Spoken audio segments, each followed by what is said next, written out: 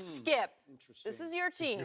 Are you surprised that Duncan became Pop's top assistant this fast? I am shocked on two levels. First of all, Tim Duncan never struck me as someone who wanted to come back and pay the dues and pay the price it takes to become a head coach in the National Basketball Association. He seemed very content with his life. He's got the two kids he loves. He loves to spend time with. They're 14 and 12 now. To go back on the road for 41 games, sitting on the bench as an assistant with not enough input, not enough to do. Right. I thought there's no way he would want to pay that kind of price. Right. He runs an auto body shop where they restore classic cars, which is his love and passion and hobby. And he seems to really be enjoying his off-court life. Sure. And yet, not only does he come back, but all of a sudden, I'm shocked he's being fast-tracked to look like take over for Pop. Maybe take over for Pop next year. It's starting to feel like that. And the other level I'm shocked on and disappointed on and by is the Becky Hammon level. Yeah. Because I'm a fan. I've watched her closely. She's coached summer league teams very successfully. I think they won a title, didn't they? Win Summer League title with her. I like her. And she's been offered jobs to coach women's college basketball, men's college basketball, but I just thought from the start, she's got what it takes to be the first female head coach in this league. Right. And she had earned her, so to speak, Spurs to rise into the #1 assistant's chair. Right. And I'm thinking, wait a second, you just passed her right by? And I thought Pop was her biggest champion. Right. He is. Right? Right. And so it just seemed like sort of public disrespect that when he got tossed earlier this year, right away, he pointed to Tim, you take over. I'm like, Becky should take over. At least let her get her feet a little bit wet. Let her have a shot here. And the one game on a back-to-back after they blew a game at home to Indiana and they're playing at Charlotte, that's a Becky game. Right. Just give it to Becky. It's okay. Just let her take one shot. It would help, solidify her, put her on the map. Right. If she had won that game last night, it would be a big It would have done story. more. It would have been more for Becky than it did for Tim Duncan. Absolutely. Tim Duncan could get a job if Tim Duncan were to solicit and says, I want to be a head coach. Right. I don't really think he'll have a problem. Okay. His resume speaks for itself as a player, so he's going to get the benefit of the doubt. I think Becky Hammon has a tougher road. Obviously, Gregg Popovich has put her in position, but she still has a tough road to follow. Skip, I agree with everything you said, because normally great coaches, great players don't want. Now, Bill Russell maybe is the exception, Skip, but he was playing and coaching. Once he got done, he wasn't out there coaching anymore. Yeah. Larry Bird is also, because Larry had a great run. He had a great run. But he that's, was coaching, that's the one. That's but for the most part, Skip, no. Because great players, and when we say things come easy, it looks like it came easy, but they put a lot of work in. And then when they see players not able to do what they were able to do, they're like, why the hell you didn't do that? Because your name isn't Magic Johnson, and you're not Larry Bird. Yep. So that's why they couldn't do it.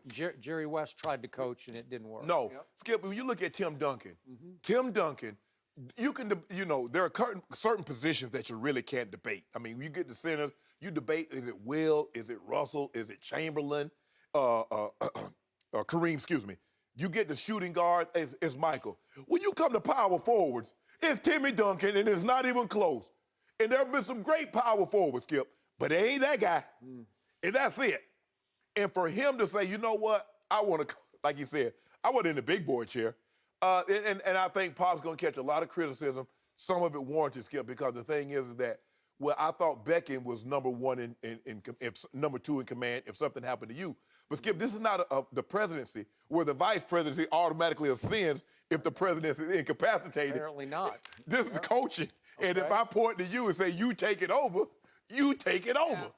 So now I'm suspecting maybe that Pop has told Tim, you're my successor. Right. And I need to fast track you. So every little chance I get, I need you to sit in the big boy chair this year, because it's highly possible he's going to walk into the sunset next year. I mean, I'm looking at Tim like, Tim Duncan actually, well, if we can call that coaching, but it doesn't even look, I mean, when I heard that Skip, he was coming back to be on the bench, I'm like, to do what? I can understand, like, sometimes guys come back and they work with the younger guys and the post-up players and things of that nature if you're a big guy. But, like, he's going to be actually in meetings. He's going to be traveling and sitting on the bench and doing it. Huh? Yeah. And he looks so uncomfortable on the bench because he's 7 feet tall, 6'11", Right. probably. But he's scrunched up in one of those little seats Right. next to Pop, and it's just kind of stuck there. And yet I have no idea how good he would be as a head coach because history would tell you it would be hard. Well, it's going to be hard for him to be a better head coach than he was a player. That's a fact. So that's what. But Skip, when you look at it, Pop owed everything to Tim Duncan.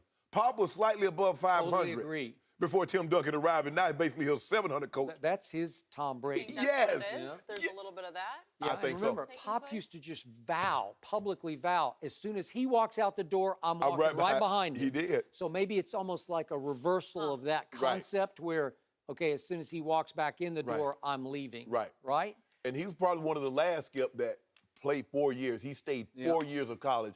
Normally, when you're that good a talent, you ain't staying no 4 years. But he stayed 4, and boy, I mean, rookie of the year. He was a league MVP, a finals MVP. I'll give him this. He was one of the greatest quiet leaders. Nobody really got it, but that team always followed him. And he did play absolutely the right way every single dribble. He was the big fundamental. And the thing about it, Skip, he had to battle Shaq. Yeah. So he had to go get you 25, but you got to try to keep Shaq from getting 30 and 15. Well, I got to tell you, he unsuccessfully battled Shaq. Man, look, I saw him get ragdolled. but by Skip, ain't Shaq. nobody do anything with Shaq. Nobody could. For those 3 years, it was both Tim and David Robinson, and they neither had He a just chance. slinging everybody off him. Just knocked them off. Yeah, so ain't no shame to say, well, hey, we didn't do anything. There's no shame because nobody did anything with Shaq. From the time Shaq got into the league until all of a sudden he started getting a little heavier, started having knee and feet problems. Nobody could do anything with that. Shaq was 300 pounds and was agile. Yep, I agree. So there's one other assistant sitting on that row right there named Will Hardy that nobody knows, but he's the Budenholzer. Right. He's the one that they all say he's going to be the next star head coach. So he's waiting in the wings, and probably today he's not all that happy between him and Becky. They're probably both saying, and they're very close, like, what just happened? I didn't realize she's been with them for 6 seasons as well. So, I mean, it's not like this That's is... paying dues. Yeah. Well, Timmy Duncan said, I was with him for 20. Happy for Tim if this is really what he wants, but also kind of want Becky to get the opportunity. So Thank you for watching. You can subscribe here to get the latest from the show, and be sure to check out more of the best clips from Undisputed, or go watch a few other segments from our other shows on FS1.